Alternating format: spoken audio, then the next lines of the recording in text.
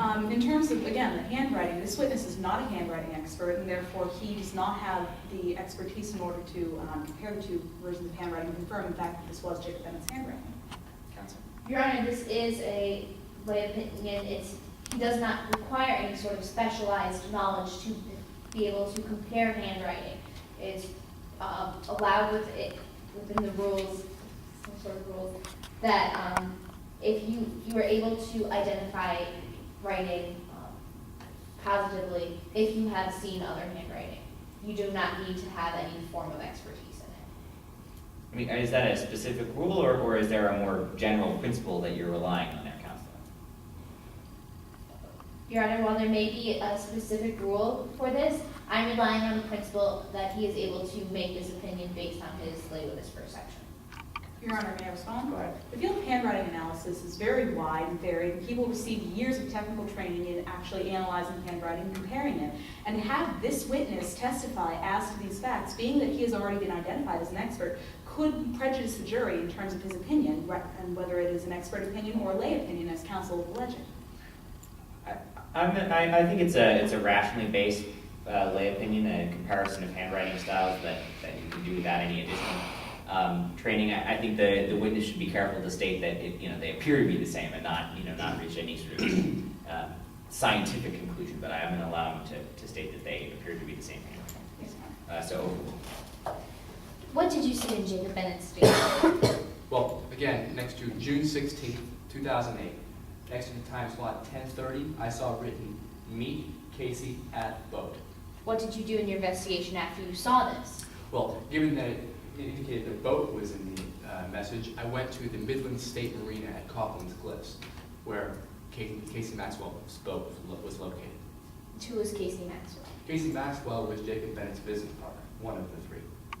What did you do once you arrived at the Midlands Marina? Well, when I first arrived at Midlands Marina, I went to the dock. Now, the dock is located in around some soil that's very wet and loose and conducive to muddy conditions. Given that, I saw two distinct sets of footprints on the dock. What, if anything, were you able to learn from these footprints? Well, the first set of footprints I determined using standard calibration techniques for men's shoe sizes to be size 7. Was anyone in the course of your investigation a men's size 7? Yes. I went into Jacob Bennett's estate and I looked at all of his, in his closet, all of his shoes, using the same techniques that I used for the first set. Objection, Your Honor, lack of foundation. May be heard. We have not established that these tests are reasonably relied upon in the field, that they were performed accurately, or whether the witness was able to reliably attain the information that he is alleging as to these tests about the shoe size. Yeah, Counselor, is there some sort of, is he talking about a specific technique, or did he just measure the shoe? Your Honor, just measuring the shoe and Okay, determining that it's a size 7. Let's go ahead and actually put whatever he actually did into evidence, not just say that he used a technique. So, again, I'll sustain, but I'll admit it under Rule 104, and if you can lay the foundation. Yes, ma'am. What did you do once you saw these footprints? When I saw the footprints, size 7 footprints are measured based on the Tyro-Noculus scale, which is used basically to measure the centimeters, and you apply it to the. Are you making stuff up? you measure it against the footprint. Size 7 usually turns out to be 14 centimeters, and then you use that same scale and you measure two other footprints to see if they're the same size. Now, I used this technique in determining the size 7 footprint was also size 7 for Jacob Bennett's shoe. And was this scale used by other experts in your field? Yes, it is commonly used by detectives in my field. And is it a reliable scale?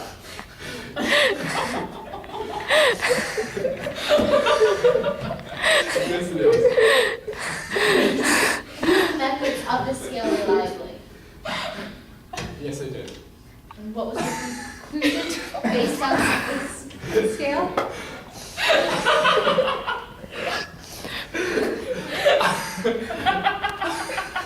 Murder is no laughing matter. Sorry. Okay, let's take a moment to compose ourselves. Is there any reason why you can't just say I used a tape measure? Right. Because you can't. The Tyrannoculus scale. Okay, let's just take everybody take a deep breath. My conclusion was that the shoe size of Jacob Bennett is size 7, as well as the shoe size on the dock. Were you able to tell anything about the other set of footprints? Well, the other set of footprints was basically indiscernible. It seemed like as if they had been smudged. So no, I was not able to tell anything about the size nor the owner of the footprints. What, if anything else, did you see at the dock? Well, like I said, the footprints had been smudged, and I had seen long drag marks along the dock that had obscured the shoe prints beyond recognition. And what would these drag marks have shown you? Well, like I said, they were drag marks indicating something had been heavy, maybe dragged through the footprints, heavy enough to obscure solidified mud. While at the Midlands Marina, what else did you do in your investigation? Well, I was at the dock. I hadn't yet entered the boat. So once I entered the boat, I didn't see anything upon initial inspection. But just below the ridge and the railing and above the carpet line, I saw a small drop of red blood. And what did you do once you saw this small drop? Well, at first I went over to the drop of red blood. I bent down, I stooped down, and I smelled it, and it smelled like blood. And what I decided to do, given that information, is take a sample of it and bring it back to the lab. And did you perform any tests on this sample? Yes, I did. I performed the test. And are these tests relied upon by other investigators in your field? Yes, other investigators relied on these tests to perform blood analysis. And do other investigators find this test reliable? Yes, Your they do. objection, lack of foundation to exactly what tests we're talking about?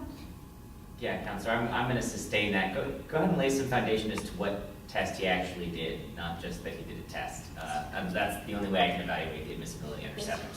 So go ahead. What test did you perform on the sample?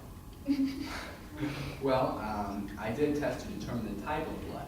And so what I did was I analyzed the platelet count and the molecular identifiers on the lymphocytes and determined it to be AB negative blood.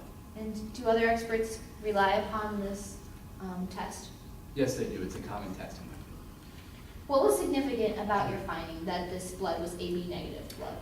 Well, AB negative blood is a very rare type of blood type. In fact, it's the rarest. 1% of all population have AB negative blood. So if you do the math, Question, that Your means... you're saying as to the statistic of population percentage of blood? I don't know that he's actually relating an out-of-court statement. So hearsay, if that's the If I only... may amend, based on hearsay, testimony based on Okay, hearsay. so is there more of a foundation objection? Is that- Yes, Your Honor. Okay. Counselor, are you offering him as an expert in blood typing? Is he an expert in blood typing? Is he relating expert conclusion? No, he's not, Your Honor. Okay, well, if he's not relating an expert conclusion, then I'll sustain for lack of foundation. So if you can lay foundation as to where that 1% statistic comes from, fine, but then I'll be at that point, I'd be ready to hear a hearsay objection if it's not based on something other than hearsay, or if it is based on hearsay. So sustain, go ahead. Move to strike, Your Honor. Yes, that'll be stricken. Once you determined that the blood was AB negative blood, AB blood, what did you do during your investigation to understand the significance of this result? Well, I decided to see if other people had AB negative blood, people in the investigation. So I asked Jacob Bennett's wife if I could pull Jacob Bennett's medical records. The medical records indicated that he was AB negative blood. Objection, Your Honor, hearsay? Your Honor, this is an exception to hearsay because it's a medical document. I don't think there's a medical document exception. Is there, are you going for something else?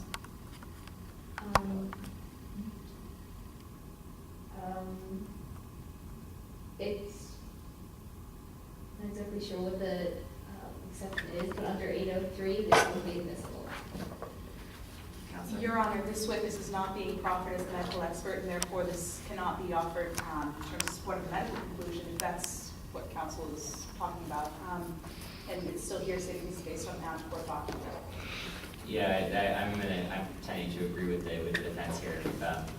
If he's not being proffered as an expert, then we can't get into 7 and 4, admitting the evidence, and it's hearsay. It's not the blood test isn't a statement made for the purpose of medical evidence. It's a test result. It's not admissible under the medical statement exception, so sustained. Yes, Your Honor. Move to strike. It'll be stricken. The jury will disregard.